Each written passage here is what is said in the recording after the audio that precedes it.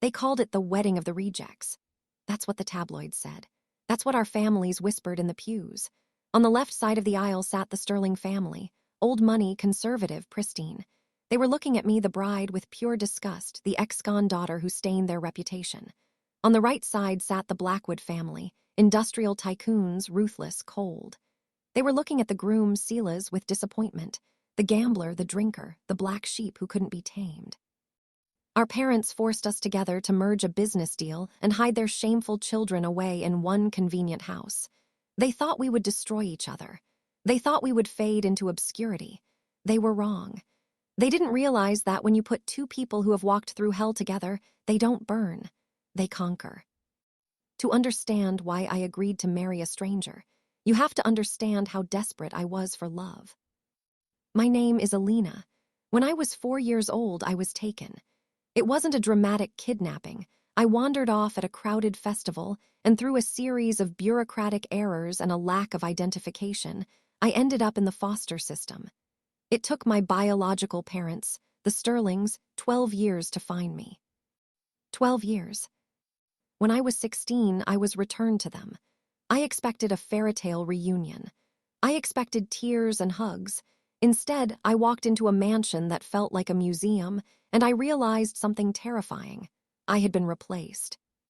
2 years after I vanished, my parents adopted a girl, Bianca. Bianca was everything I wasn't. She was poised, she played the cello, she spoke French, and she knew which fork to use for the salad. I was rough around the edges. I had a foster care accent, I had scars on my knees, and I didn't know how to curate an Instagram feed. My mother looked at me like I was a feral cat she was forced to keep. "We're so glad you're home, Alina," she said stiffly on my first night. "But please, try not to be so loud. Bianca is studying." That was the dynamic. Bianca was the swan, I was the stray. For 2 years, I tried to fit in. I let them dye my hair. I let them dress me. I took etiquette classes. But every time I made a mistake, laughed too hard, spilled a drink, got a B in math, Bianca was there to smirk, and my parents were there to sigh. "Why can't you be more like your sister?" my father would ask. "She's not even our blood, and she has more sterling dignity than you." I swallowed the insults. I just wanted them to love me. I thought if I was loyal enough, eventually they would see me. That loyalty cost me my life. It happened the summer after I turned 18. Bianca had just turned 19. She was the golden child, attending a prestigious Ivy League university. I was at a local community college because my parents didn't want to waste tuition on someone with my grades. It was 3:00 a.m. on a Tuesday. I woke up to the sound of hysterical sobbing in the kitchen. I went downstairs and found a nightmare. Bianca was on the floor, covered in blood, shaking violently. My mother was packing. My father was on the phone with the family lawyer, his face pale as a sheet. "I didn't mean to," Bianca was screaming. "He just came out of nowhere. I was just having fun." Bianca had been driving the family's Porsche. She was drunk, high on pills. She had hit a pedestrian in a crosswalk and fled the scene. The man was in critical condition. If Bianca was caught, her life was over. The Sterling reputation would be destroyed. The Ivy League, the debutante balls, the future marriage prospects, gone. My father hung up the phone and looked at me. It was a look I will never forget. It was calculating, cold. "Alina," he said. "Dad, we have to call the police," I said, trembling. "We can't," my mother interrupted, grabbing my shoulders. Her nails dug into my skin. "Alina, listen to me. Bianca, she's fragile. She has a scholarship. She has a future. One mistake will ruin her entire life." "She hit someone, Mom." "You just turned 18, my father said, stepping closer. "You have no record. The courts will be lenient with you. You're tough. You've been in the system. You can handle it." I stared at them. The realization hit me like a physical blow. They didn't want to call the police on Bianca. They wanted me to go. "You want me to say I was driving?" I whispered. "We'll pay you," my father said quickly. "We'll set up a trust fund. When you get out, you'll never have to work again. We'll hire the best lawyers. You'll probably just get probation. Please, Alina, save this family. Prove you're a Sterling." Prove you're a Sterling. The one thing I wanted, to be part of the family, to be the hero. I looked at Bianca. She wasn't even looking at me. She was checking her phone, wiping tears away, already disassociating. Okay, I said, I'll do it. They lied. The man Bianca hit died 3 days later. It wasn't a DUI charge anymore. It was vehicular manslaughter. Because I confessed and had no evidence of being elsewhere, the judge wanted to make an example of the rich girl who killed a man. My parents, best lawyers, advised me to plead guilty to minimize the media circus. I was sentenced to 5 years in state prison. I served 3 on good behavior. Those 3 years broke me, not because prison was hard, though it was terrifying, but because of the silence. My parents visited twice in 3 years. Bianca, she never visited, not once. Instead, I saw her in the magazines the other inmates left in the common room. Bianca Sterling, the philanthropist. Bianca Sterling engaged to Senator's son. She was living my life. She was living the life I bought for her with my freedom. When I was released, I was 21, a convicted felon, and I had nothing. My father sent a town car to pick me up. It didn't take me home. It took me to a hotel. My father was waiting in the lobby. He didn't hug me. He handed me an envelope. You can't come back to the house, Alina, he said, checking his watch. The neighbors, the press. It's too risky. Bianca is getting married soon. We can't have a felon living under the roof. I went to prison for her, I said, my voice raspy from disuse. I have a felony on my record for her. And we appreciate the sacrifice, he said dismissively. The trust fund is in there. It's smaller than we discussed. The legal fees were astronomical, but we have a solution. A solution. You need a new last name, a new life. And we have a business partner, Mr. Blackwood. He has a son, Silas. He's problematic, a gambler, a drifter. He needs a wife to access his inheritance. You need a home and money. It's arranged. I looked at him. I looked at the man who I thought was my father, and I finally saw him. He wasn't a father. He was a broker, and I was just a damaged asset he was trying to liquidate. I took the envelope. Fine, I said. When is the wedding? I met Silas Blackwood for the first time at the altar. He looked hungover. He had dark circles under his eyes, messy hair, and a tuxedo that looked like he'd slept in it. He looked at me, scarred, skinny, wearing a plain white dress my mother had bought on sale, and he smirked. So, he whispered as the priest droned on, you're the killer. So, I whispered back, you're the junkie. He chuckled. It was a dry, rusty sound. I prefer connoisseur of chemical escapism, but sure. We said, I do. We signed the papers. Our families clapped politely, then immediately ignored us to talk about stock prices. That night, we moved into the gift our parents gave us, a rundown townhouse in the city, far away from their estates. I sat on the edge of the bed, still in my wedding dress. Silas walked in, holding a bottle of whiskey. Look, he said, dropping onto the chair.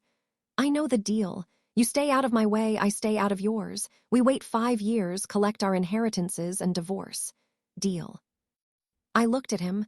I saw the pain in his eyes. It was the same pain I felt. The pain of being the disappointment.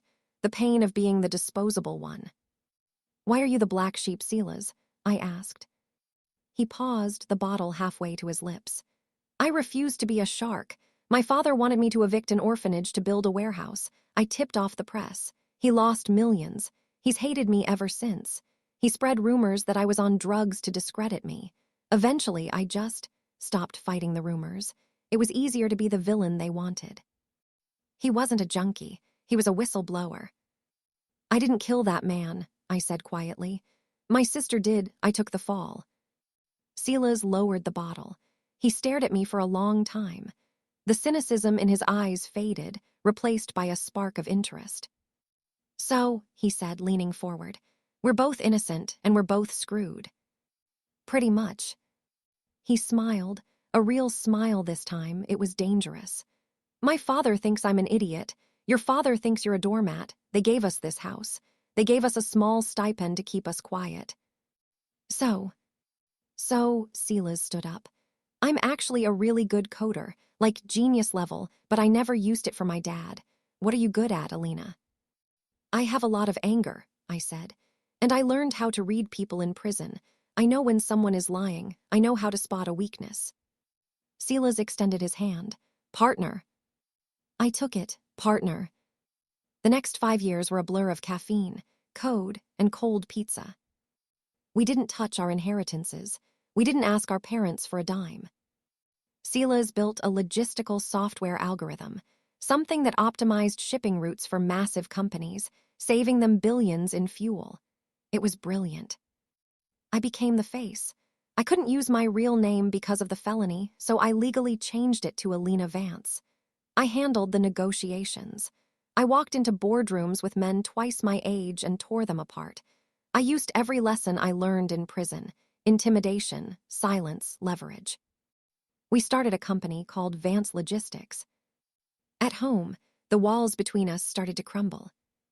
It started with small things. Silas making me coffee in the morning because he knew I had nightmares. Me forcing him to eat vegetables because he lived on takeout. One night in our second year, I came home crying. I had seen a photo of Bianca's wedding. It cost $2 million. My parents looked so happy. Silas didn't say a word. He just pulled me into his lap and held me while I sobbed. We're going to buy them, he whispered into my hair. One day, Alina, we're going to buy their whole world. I looked up at him. Why do you care? You have your own demons. Because, he brushed a tear from my cheek. You're the only person who ever saw the truth in me. You're not my fake wife anymore, Alina. You're my best friend.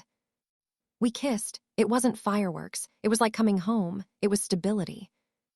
By year 4, Vance Logistics was the fastest-growing tech company in the country. We were anonymous billionaires. We used shell companies and proxies. Nobody knew Silas Blackwood and Alina Sterling were behind it. To the world, we were still the reclusive, shameful rejects living off daddy's money. The opportunity for revenge came in year 5. The economy took a downturn. My father's manufacturing company, Sterling Industries, was bleeding money. They were relying on outdated shipping methods. Simultaneously, the Blackwood Group, Silas's father, was facing a massive lawsuit for environmental negligence. They were desperate. They needed a savior. We decided to host a charity gala. It was the first time Vance Logistics would reveal its CEOs. We invited everyone: the governor, the Hollywood stars, and the Sterlings and the Blackwoods. I remember getting dressed that night. I wore a dress made of gold silk, heavy, expensive, regal. Silas wore a custom tuxedo, his hair cut sharp, looking like the king he was. Are you ready? He asked, fastening a diamond necklace around my neck. I've been ready since I walked into that cell, I said. The ballroom was buzzing. Everyone wanted to know who the founders of Vance Logistics were. My parents were there. They looked older, more tired. Bianca was there too. She looked miserable. Her husband was ignoring her, texting on his phone. Rumor had it the perfect marriage was a sham. Silas's father was there, looking around with greedy eyes, hopping to secure a contract with this new tech giant. The lights dimmed. A spotlight hit the top of the grand staircase. Ladies and gentlemen, the announcer boomed, please welcome the founders and CEOs of Vance Logistics, Mr. Silas Blackwood and Mrs. Alina Vance. We stepped out. The silence was instantaneous. It was absolute. We walked down the stairs, arm in arm. I saw my mother drop her champagne glass. It shattered on the floor, but nobody moved. My father's mouth was hanging open. Silas's father looked like he was having a stroke. We reached the bottom of the stairs and walked straight to them. Hello, Mother. Hello, Father, I said. My voice was smooth, cultured, powerful. Alina, my father choked out, this is your company, but you're a felon. I am, I smiled. And I'm also the owner of the debt your company just defaulted on. My father went pale. What? Vance Logistics bought your debt from the bank this morning, Silas interjected, his voice cool as ice. We own you. Silas turned to his own father. And you, Dad, we bought the land rights around your factories. If you want to move a single truck, you have to pay us, and our toll is expensive. Bianca pushed forward. You can't do this. We're family. I turned to her. Family? You let me rot in a cage for 3 years, Bianca. You let me take the blame for the man you killed. The people around us gasped. The whispers started instantly. That's a lie, Bianca shrieked. She's a liar, she's a criminal. Actually, I signaled to the screen behind us. We have something interesting. Silas pressed a button on a remote. On the massive screen, a video started playing. It was security footage from a gas station near the accident site 5 years ago. It showed Bianca stumbling out of the driver's seat of the Porsche, checking the damage and getting back in. Technology is amazing, Silas said. We spent a lot of money recovering deleted footage from local servers. We found this last week. The statute of limitations hasn't run out on manslaughter, I said to Bianca, who was now trembling, just like she did that night in the kitchen. My father grabbed my arm. Elena, stop. Think about the family. We can make a deal.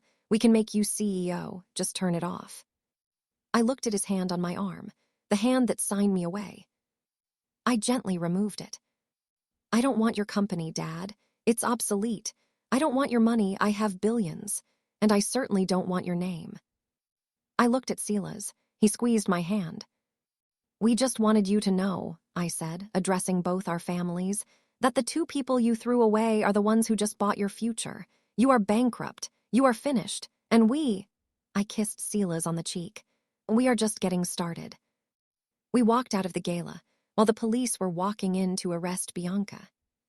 The fallout was nuclear. The Sterling Empire collapsed overnight. My parents lost the mansion, the cars, everything. They live in a small condo now. They call me sometimes, asking for money. I blocked their numbers. Silas's father was ousted by his board of directors. Silas bought the company for pennies on the dollar and dissolved it, just to erase his father's legacy. Bianca is currently serving 8 years. She doesn't have a sister to take the fall this time. As for me and Silas, we renewed our vows yesterday. No contract this time. Just us on a beach with no guests. We're expecting our first child in the spring. I looked at Silas this morning, watching him build a crib, and I realized something. They tried to bury us. They didn't know we were seeds. If you are the black sheep, if you are the scapegoat, if you are the one they trample on, keep going. Let them underestimate you. Let them think they won. Because the best revenge isn't screaming. The best revenge is becoming so successful, so happy, and so powerful that their existence becomes irrelevant to yours.